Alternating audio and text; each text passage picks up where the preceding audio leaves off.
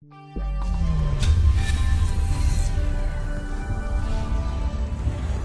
our next section, we're going to look at the implementation of traffic engineering with BGP, and specifically first look at how we can use weight and local preference in order to signal our outbound routing policy. So again, the key point being here is that we're going to apply the BGP policy inbound, and then this is going to affect our outbound traffic flows. So when we want to locally say prefer ISP A over B when traffic is leaving the network, typically this is going to be one of the easiest attributes to apply the policy with. Now again, this is not to say that these are the only attributes. You could technically change any of them, whether it be the origin code, the next hop value, the AS path. You could technically do prepending in, just normally you don't. It's typically understood that these are going to be the main attributes you would use for your outbound path selection policy. So first, let's take a look at how our specific network is set up to begin with. So we have a number of different BGP ASs here, and first we're going to be looking at the network from the perspective of AS 100. So when we go to these three routers, we want to say that we want to change the path selection outbound, how we're getting towards some destination. So first off, let's look at what is their current view of the topology, and then we'll pick one of these prefixes and see how we can change the path selection for it. So let's start on router 6 here. And on router 6, let's simply look at the show IP BGP. And we can see there's a number of prefixes that are pre-populated in the table, and most of them are coming from external systems. So we have some that are coming from AS54 as the originator. We have some that are coming from AS254. And let's take this prefix here to start, because we can see we have a couple different views for it, and we have a couple different autonomous system path lengths that we're trying to decide between. So first off, let's look at on these three routers, how are they actually first routing their traffic to get to this destination, and then let's look into the decision process to see why did they actually choose this one path over another. So first let's go ahead and ping 51, 51, 51, 51, see if we can actually get there, which we can. And if we do a trace to the destination, this is going to show us our ultimate traffic flow. So from router 6's perspective, our traffic is going out to AS300 via router 1. It's going from 1 to 3 to 2, and then it's going to whoever actually owns the prefix, which is in AS254. So we're talking about here basically a loopback that's configured on router 10, and router 10 has a VRF-specific routing table, VRF AS254, that it's peering with router 2 here with. So you'll note here in these initial configs, router 10 appears in the diagram multiple times. That's actually on purpose to show how VRF light routing works with BGP versus the other protocols. And this is something that we are going to cover later, especially when we talk about MPLS. But from router 10's point of view, we're going to be looking at the show IP VRF first. We have a VRF named AS254, and we're going to look at the show IP route VRF AS254. And we can see this is the particular view that it has. And in this case, we have a BGP aggregate for the rest of the internal space. So basically, router 10 is just choosing one particular route in order to route back to the rest of the internal network. So router 6 is going through router 1 as it stands now. Let's take a look at how router 1 and 4 are routing. If we trace to that same destination, we should assume that 1 should follow the same path as 6, because 6 was routing through 1 to get there. Router 4 might be independent of this. So let's trace 51, and we can see we are using a different path. In this case, we're going to router 5 first. So again, what this is showing you is that depending on where you are, particularly in the BGP topology and who you are peering with, you may have a different view of the topology and you might be making a different decision.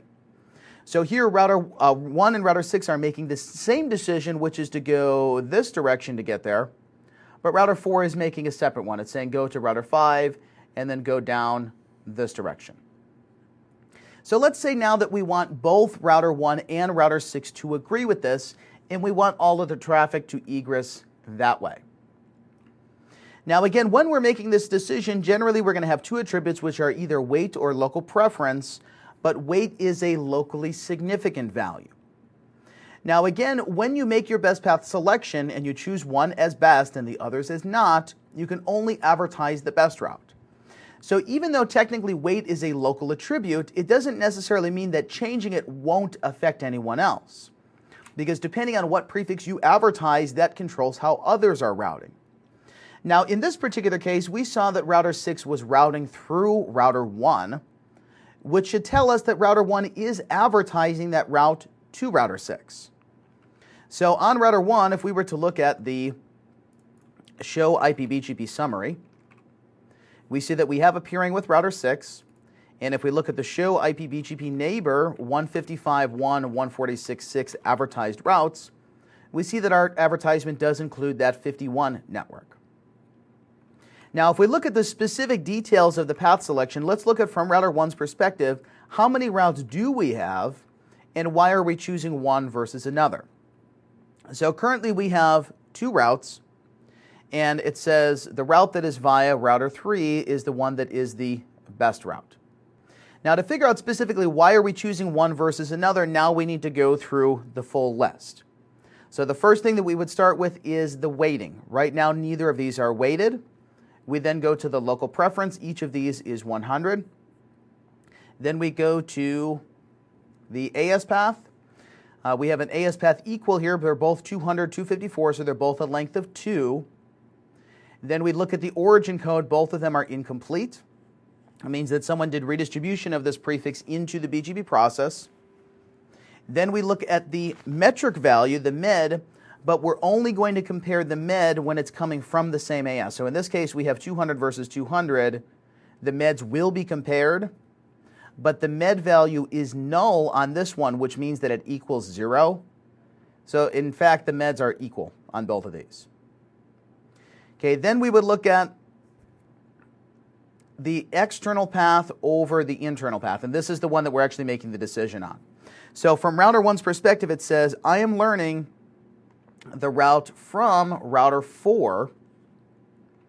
So the route's coming in from router 4, and it's coming in from router 3.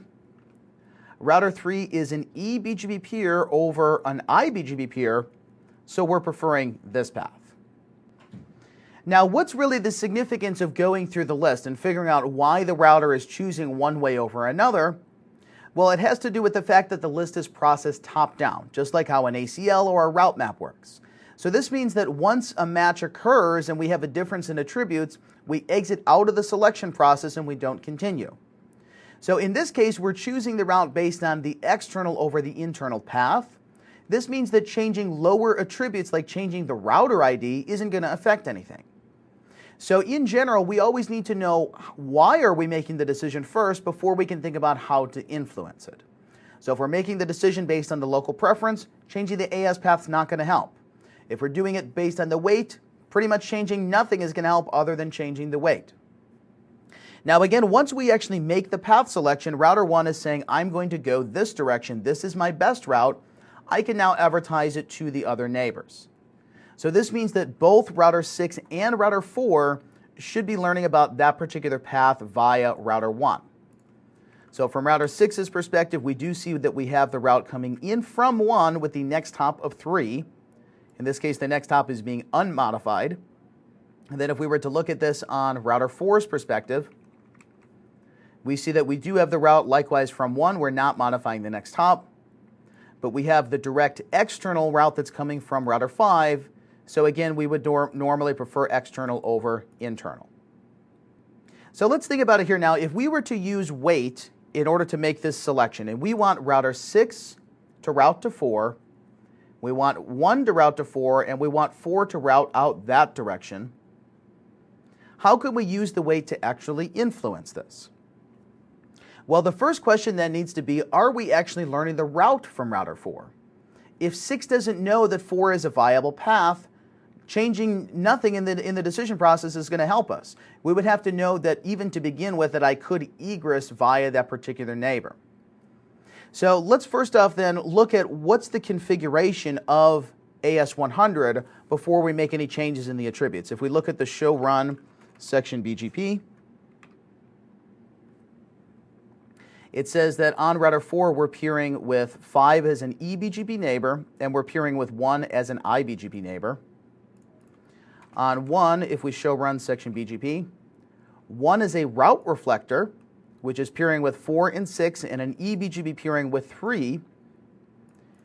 And on 6, we have an eBGP peering to 7, and then an iBGP peering to 1. Okay, so now we know a little bit more about what the state of the network is. So not only are they peering in AS100, but also router 1 is a route reflector. So this means that when router 1 learns multiple paths from these different peerings, and it goes to make a decision, it's basically making a decision on behalf of the rest of the network. Because as we talked about, the route reflector is used to hide the topology details. By hiding the topology, we cut down on the control plane because we don't need to peer directly with everyone. So this means in this particular case, even though weight is a locally significant attribute, if we were to set it on the route reflector, it should implicitly affect the other neighbors inside of the AS. So for example, if we were to say on router 1, when we receive the route in from 4 to weight this to a high value, this means that this would be the best route from 1's perspective, and the route via router 3 would never get advertised to 6. Or in other words, the only possible way that 6 could go internally would be to go to 4. So let's actually look at this in the implementation. Now there's a couple different ways to do this. We could configure a route map, let's say in from 4, and we could match whatever attributes we want. So we could match, for example, just the prefix, and then we could set the attributes. So we could set the weighting, we could set the local preference, whatever. It just depends on, do we want to do this on a per prefix basis or do we want to do it overall?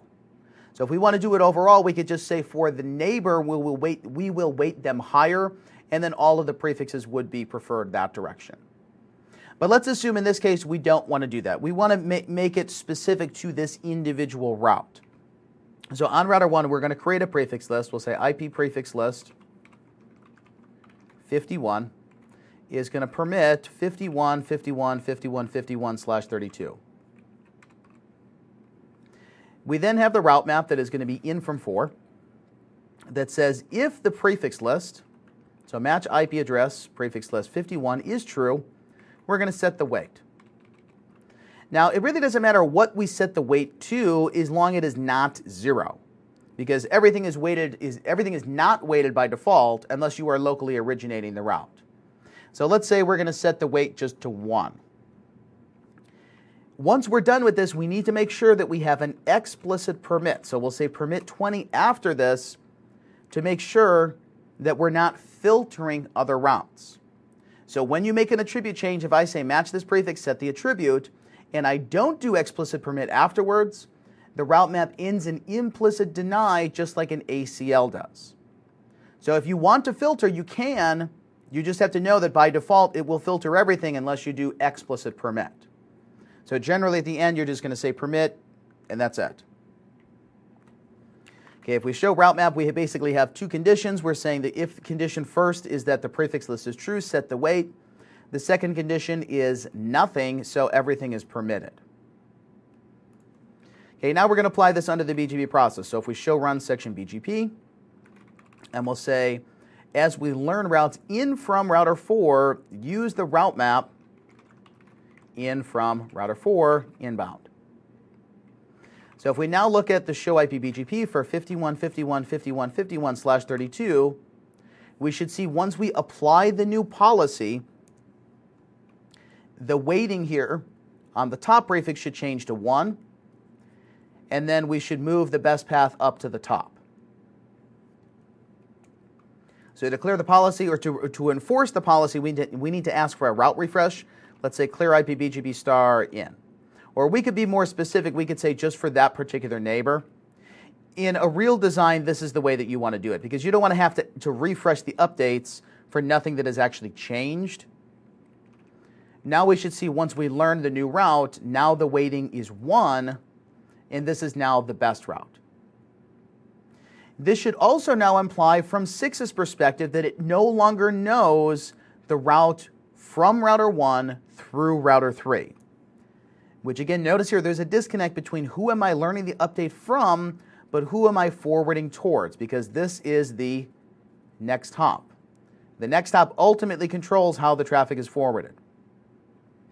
If we look at the change now and show IP-BGP for that particular route, we should see that now we're still learning the route from 1, but the next hop is now changed. It says use router 5 as the egress out.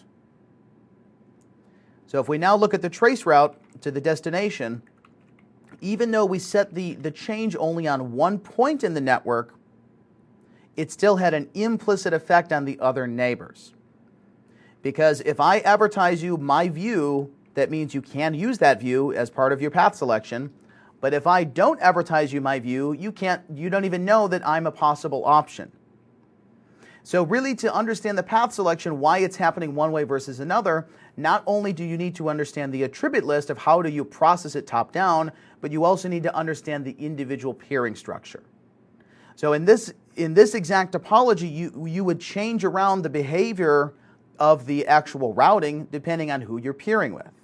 Because if router 4 was the route reflector, changing the weight on 1 in from 4 is not going to affect anything. Because we're trying to affect how does 6 see the route through 4 in order to get there. Now we'll see by using local preference, this is going to be a much simpler application though.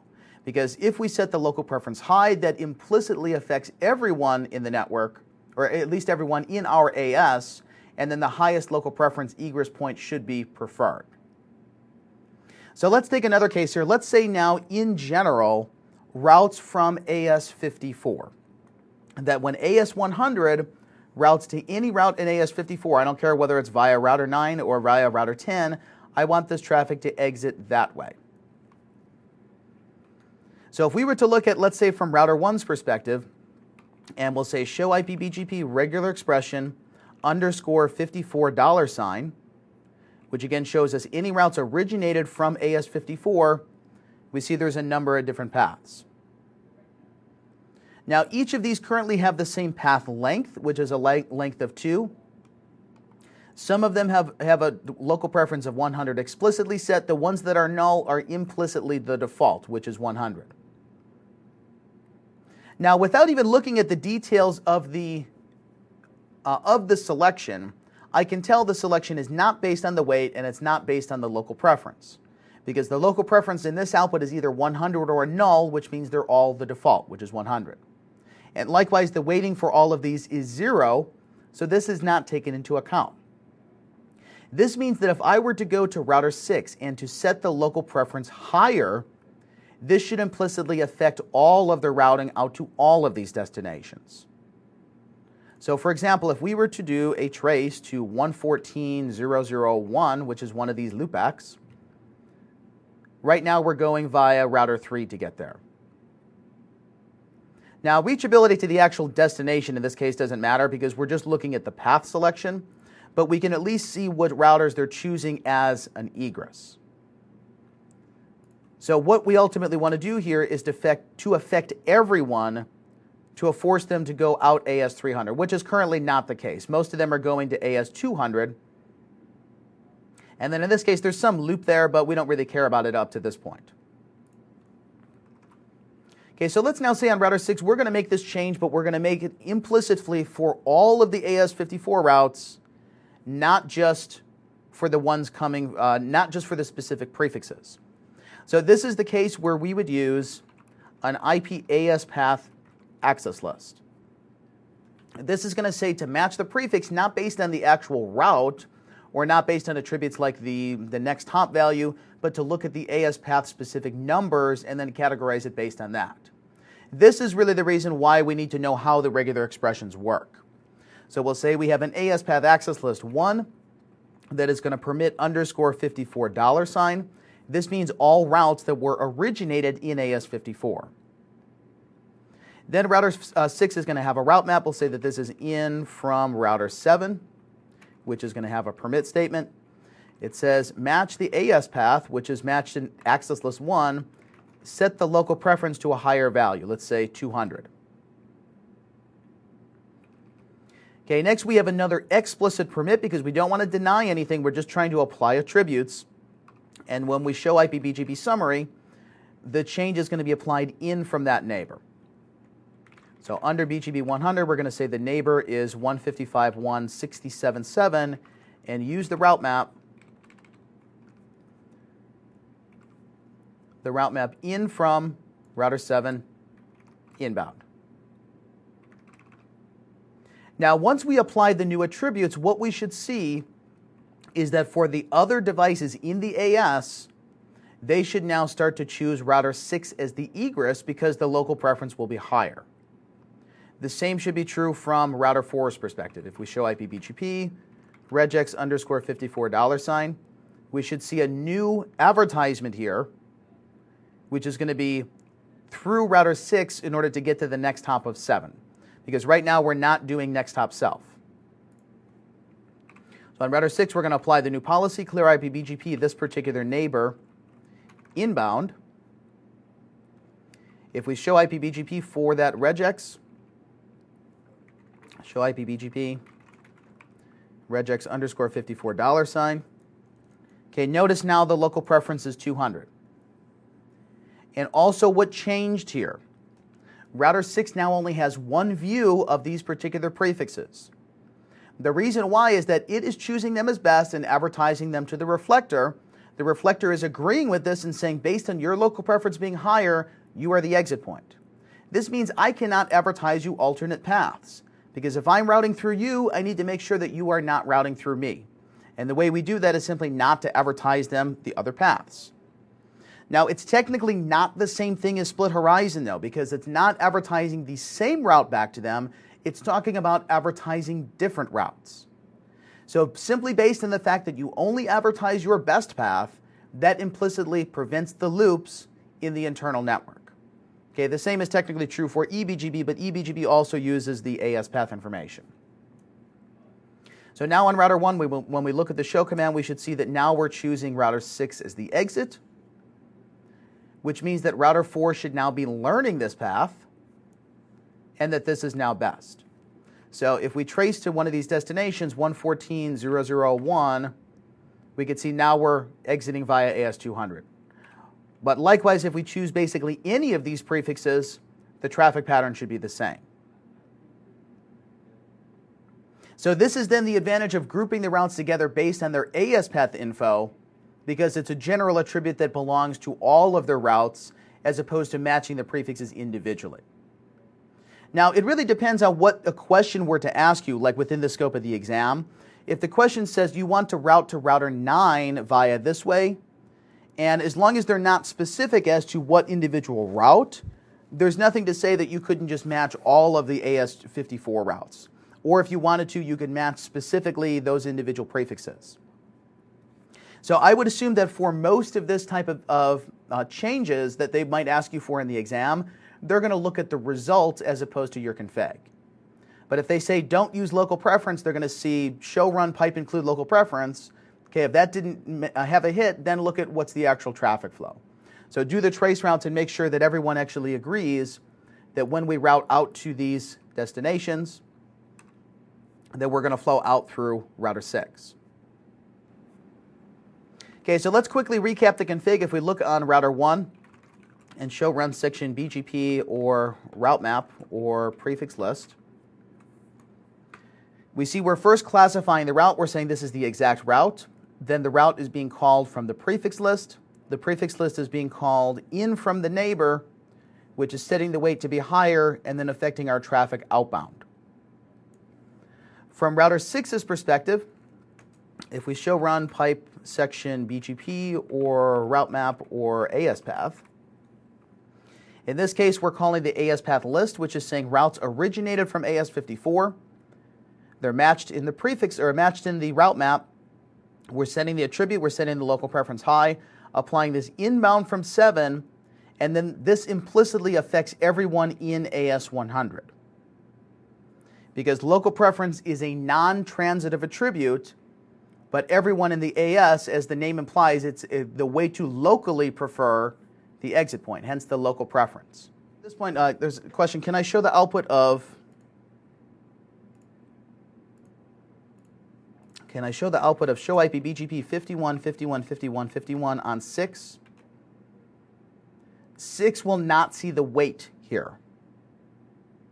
But basically now it's making the decision on something else. It's looking at an AS path length of 3 and an AS path length of 2.